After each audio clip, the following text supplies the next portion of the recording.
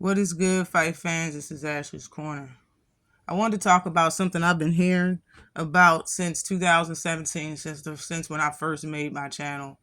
And it's a lot of fans that always complain about how boxing was better back in the day. You know, when Sonny Liston and what's his name, Muhammad Ali, and all the greats back in the day used to fight. And I agree, things was different. You know, I wasn't around then, but I definitely went back and paid attention. And the reason why fighters don't fight the same, the reason why they don't take on the same competition, and they don't seem like the warriors of yesterday's year, of back in the day, is because of fans. Fans is the reason on why fighters do the bare minimum, is because we're going to give them a mile. Certain fighters can do the bare minimum and get the utmost respect over everybody else in the division, and it's simply not fair, you know. But that's what's been going on this entire time. It's the fans. The fans is the reason why. Like, it's not the same anymore. The fans will accept the weakest stuff. A fighter will fight the weakest fighter in a division, meaning power-wise. Might be good in skill, but don't have no power. Or they'll fight a fighter that's tailor-made for them, and they'll be given the utmost respect over everybody. You know what I'm saying? If we stop glorifying this weak stuff, if we stop accepting it and stop, giving fighters respect behind it, then fighters will have no choice but to do more in this sport. They will have no choice. The reason why is the fans, yo. It's not the same fans as back in the day. The fans are different. Okay? Back in the day when Ali was fighting, they were fine with rematches. They was fine with fighting at any age. The fight didn't really have to build. Didn't have to.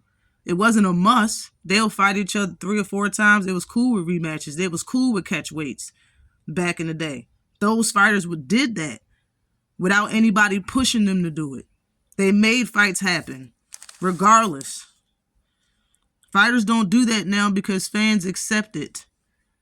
Hell, some fans push it.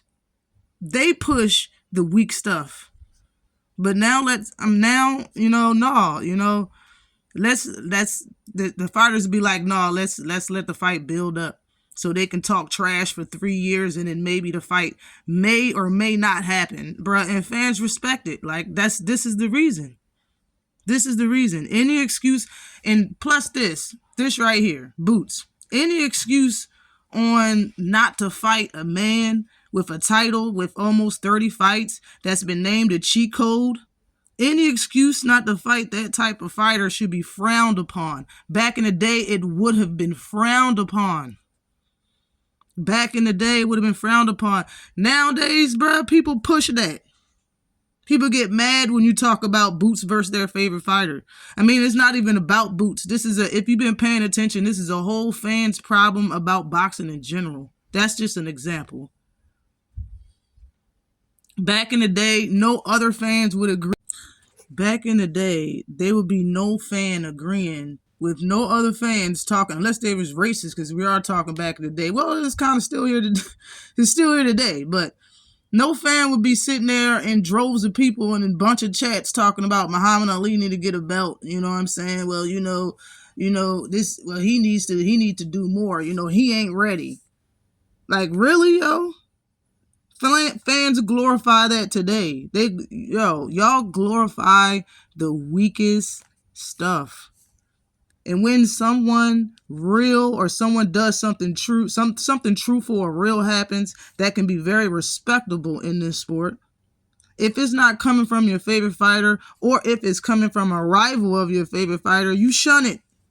It's the fans' fault, bro. It's the fans. Politics been in boxing forever. They were there then. And you still got fighters having accolades, fighters still being talked about, fighters being legends that's doing things that fighters today refuse to do because the fans push it. Bruh, the politics been there forever. The fans didn't allow weak activity back then. Nowadays, fans start weak activity. Get that. Fans give fighters weak talking points to get them out of tough fights all the time. You got fighters out here being warriors, trying to mimic the fighters of yesteryear that everybody loves so much. And they fighting the best competition. Win, lose, or draw, they fight the best competition. And one of them fight one of the best fighters in the weight class, which deemed to be a pound for pound great. He fight him, look horrible in the fight. Nobody's ever seen him look that bad in a fight ever, not even in the amateurs. And people shun him. So he tell people why he looks so bad in the fight, and people shun him even more, like he wasn't supposed to say anything. But y'all want people to fight everybody regardless. Y'all want people to fight for the expense of the fan. Like the fans we want to see great fights, but yet we're telling fighters, if you lose and look bad against the best fighter in the world that they think is the best fighter in the world, we're going to shun you for it. Even if you look like you've never looked before, even though you look like something wrong with you, we're going to shun you for losing. Bruh, how?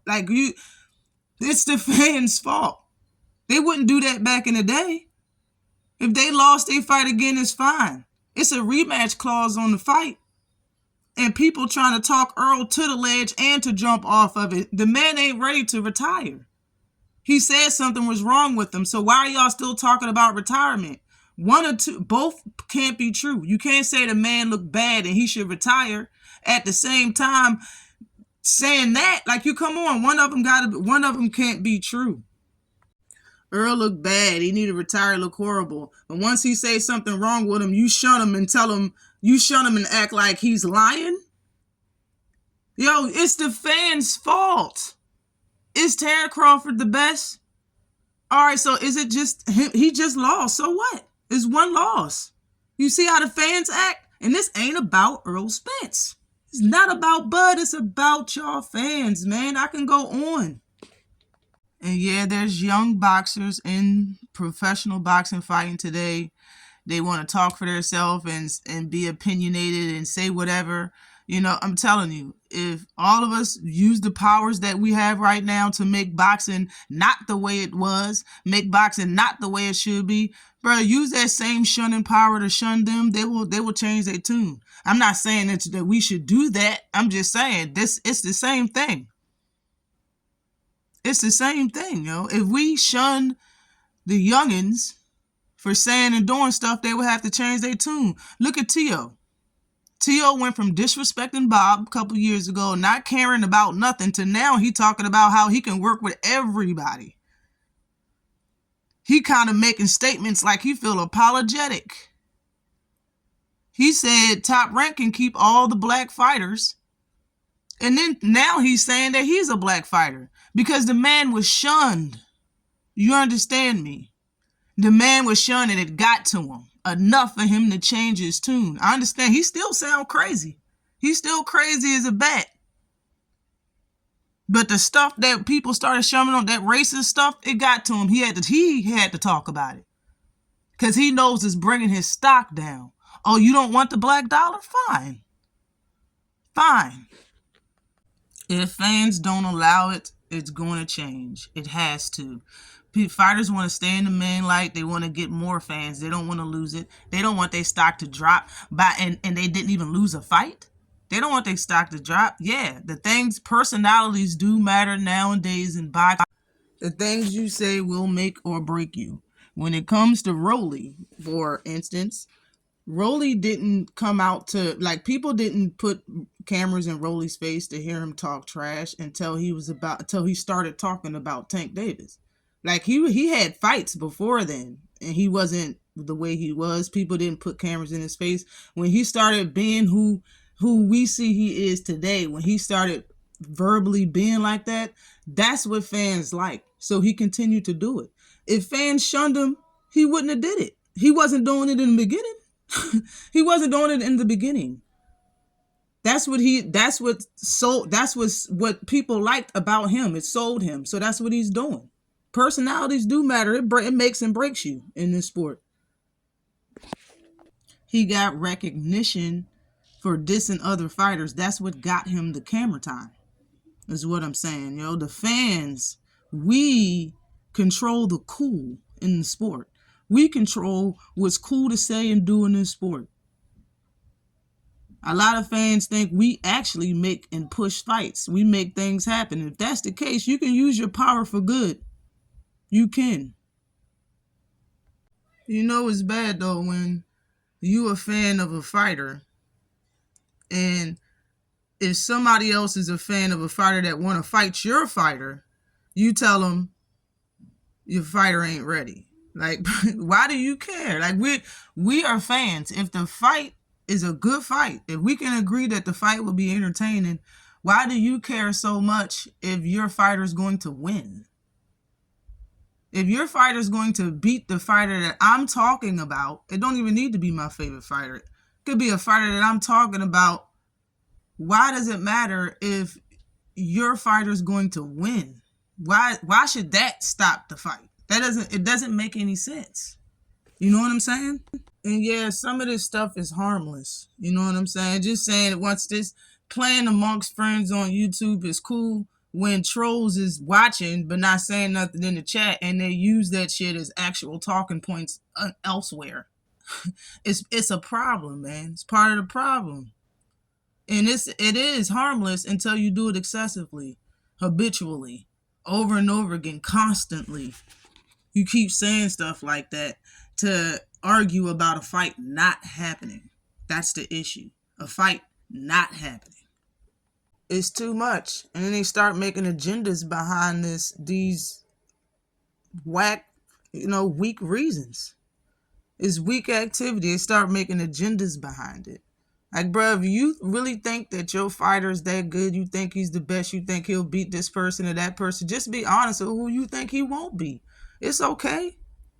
Everybody don't have to be number one that you like. That's fine. And I'm fine with, some of my fighters, not the people that I like not being number one. I'm cool with it. That doesn't mean that they're not great fighters. It don't take away the fact that they're not entertaining me and that I like them as a fighter.